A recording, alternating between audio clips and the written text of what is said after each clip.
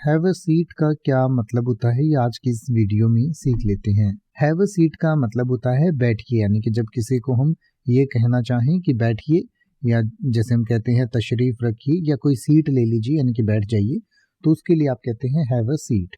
यानी कि the phrase have a seat is an invitation or request for someone to sit down. It is a polite and common way to offer someone a place to sit, typically in a casual or formal setting. यानी कि किसी को बैठने के लिए कहने के लिए कहा जाता है have a seat.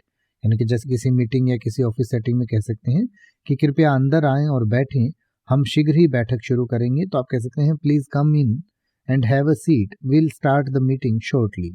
Please come in and have a seat, will start the meeting shortly.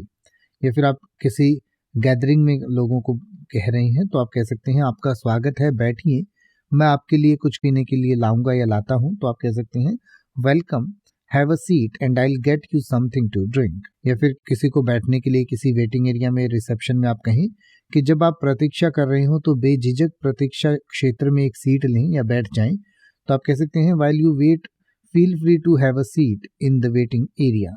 While you wait feel free to have a seat in the waiting area. तो इस तरीके से आप किसी को बैठने के लिए कहने के लिए हैव अ सीट का इस्तेमाल कर सकते हैं।